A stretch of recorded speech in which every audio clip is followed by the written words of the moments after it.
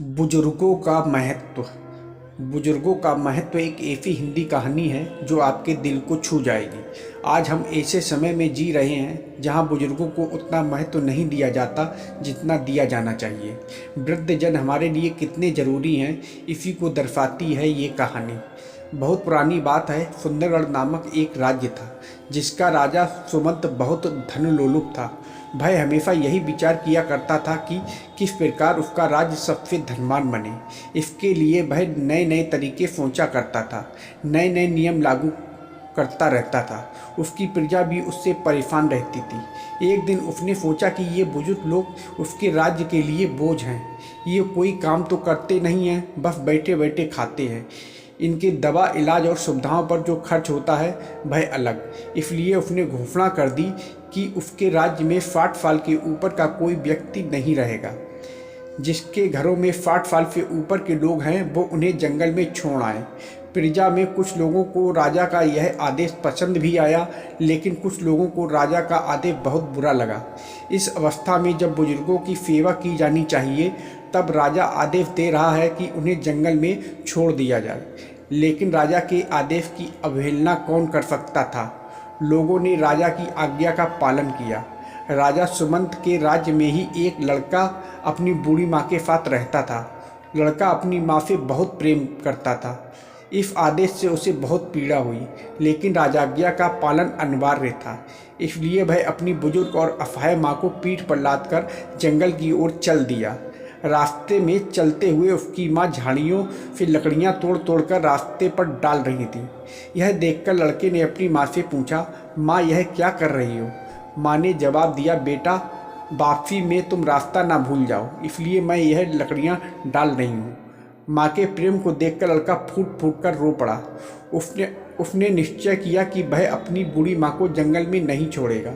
रात के अंधेरे में वह अपनी माँ को लेकर वापस घर आ गया। घर के आंगन में खुदाई करके उसने एक गुफा बना दी, जिससे किसी को पता ना चले। उसकी माँ उस गुफा में रहने लगी। बेटा समय समय पर गुफा के अंदर जाकर माँ की सेवा करता। थोड़े समय बाद उस राज्य की धन संपत्ति को देखकर एक शक्तिशाली पड़ोसी राजा ने सुंदरगढ़ पर आक्रमण कर दिया। इस युद्ध में सुंदरगढ़ की हार हुई। राजा सुमंत बंदी बना लिए गए। पड़ोसी राजा ने घोषणा की कि सुंदरगढ़ राज्य का कोई भी नागरिक अगर मेरे 2 प्रश्नों के उत्तर दे देगा तो मैं सुंदरगढ़ राज्य और राजा सुमंत को भी छोड़ दूंगा। पूरा राज्य प्रश्न सुनने उमड़ा। राजा ने एक शीशे का छोटा सा बर्तन दिखाते हुए कहा, इसे कद्दुओं से भर दो। लोगों ने उस बर्तन को देखा और कहा, इस छोटे से बर्तन में तो एक भी कद्दू नहीं आ सकता। राजा ने जवाब देने के लिए 7 दिनों की मोहलत दे दी, लेकिन किसी को जवाब नहीं सूझ रहा था। वह लड़का भी वहाँ था।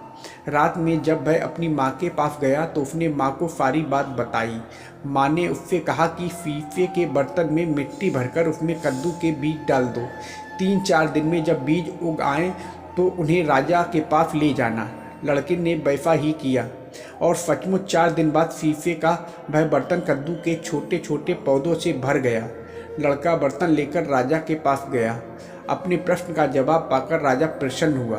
फिर उसने दूसरा प्रश्न किया, एक जैसी दिखने वाली 2 गायें एक साथ खड़ी हैं, उनमें से माँ बेटी की पहचान कैसे करोगे।